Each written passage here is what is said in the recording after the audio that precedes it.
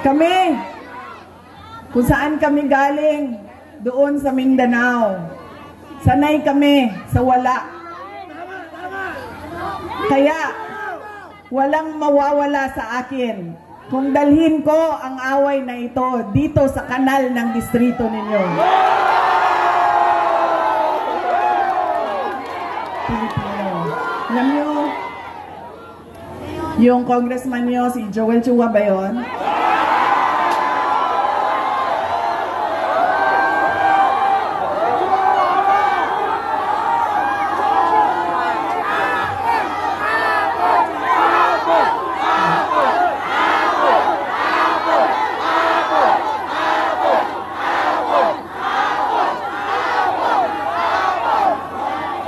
Sabi nung isang kaibigan ko na tiga Cebu, na kaibigan din niya, sabi niya, pare, bakit mo naman ginaganyan si Sara? Wala naman niyang ginawa sa iyo. Sinisira mo ang pangalan. Sabi niya doon sa kaibigan namin, putang ina pare, hindi ko naman kilala si Sara at hindi niya ako kilala. So ano bang pakialam ko sa kanya? Putang ina rin. Putang ina niya rin. Nandito ako ngayon sa distrito niya.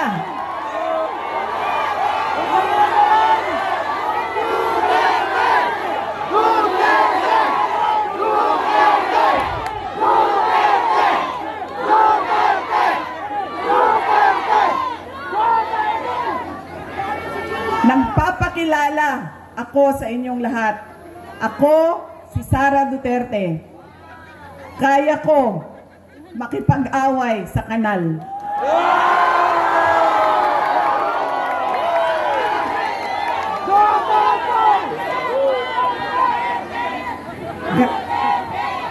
Kami, kung saan kami galing, doon sa Mindanao, sanay kami sa wala.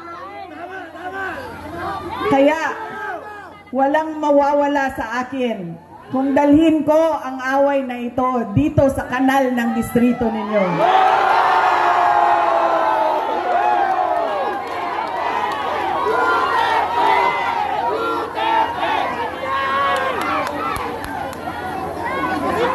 Mga sis, saan kayo galing?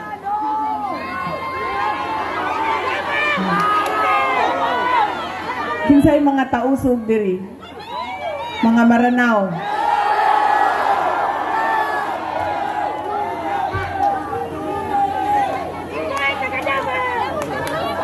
Kinsay mga Bisaya.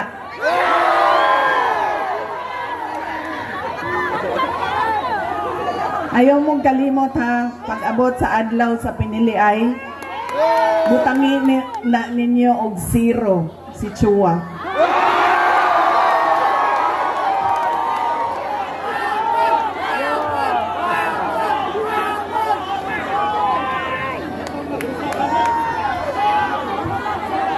Pangalawa, sikat na apelido, pamilyang politiko, automatic ang boto natin. Pangatlong, ugali ng mga Pilipino sa pagpili ng kanilang mga leader. Kung sino yung may pera at bumibili ng boto, ay ibinibigay natin ang ating pagkatao sa kanila. Alam nyo, galing akong Bacolod, galing akong Manila, kahapon, Quezon City. Tinatanong ko ang mga tao, magkano ba ang bilihan ng boto? 2,000, 3,000.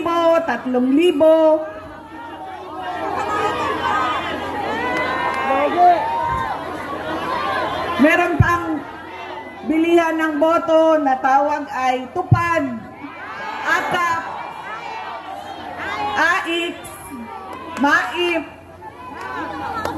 Ginawa ng legal ang pagbibili ng pagkatao ng mga kababayan natin.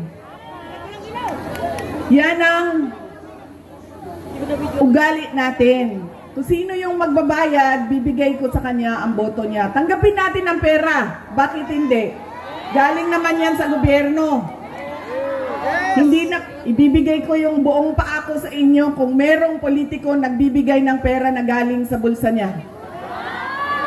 Lahat yan, galing yan sa pondo ng gobyerno. Buwis natin yan. Tax natin yan na binabayad natin. Tanggapin nyo ang pera. Pero, pag-isipan nyo, karapat-dapat ba itong tao na ito na maging leader ng aming komunidad? Dahil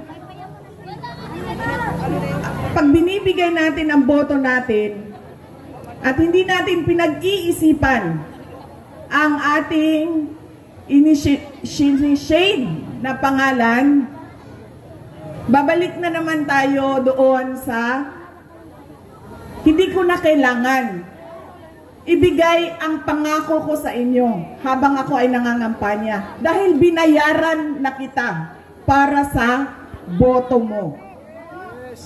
Ano pa ba ang obligasyon ko sa iyo? Bayad ka para bumoto sa akin. So bakit pa ako magbibigay ng tama at totoong serbisyo? Kami doon sa syudad ng Davao, hindi kami naglalagay kailanman ng budget na pambili ng boto. Alam mo anong nangyayari sa Davao? Yes, ma'am. Ang mga taga-Marawi, naa sa Isla Verde, naa sa Boulevard, boboto sila sa umaga sa Davao City. Dahil boboto sila para sa mga Duterte. Tapos, babiyahe sila papuntang Marawi, Maguindanao, Cotabato City dahil boboto sila para sa bayaran doon. Diba? Truck-truck kayo na bumabiyahe panahon ng halalan para kumuha ng pera sa mga kapitbahay. Mga flying voters, ilang beses ko na yan sinabi sa COMELEC. Kailangan automated ang listahan ng mga tao. Dahil kung hindi ninyo ginawa yan, at hindi niyo biometrics yan, ganyan lagi ang kultura ng ating halalan. Boboto dito, lilipad sa Bulacan, boboto doon, tatanggap. Ganyan sa amin. Hindi kami nagbibigay. Boboto sila, sa umaga, pabiyahe sila, tapos boboto sila doon, sa kapitbahay namin. Doon kasi may bigayan ng pera. Yan ang nangyayari sa atin. Sabi ko nga, walang problema. Kunin natin ang pera, pero pag-isipan natin ang ating mga leader. Dahil yan ang kinabukasan. Yan ang magdadala sa atin sa tama o maling kinabukasan ng ating bayan.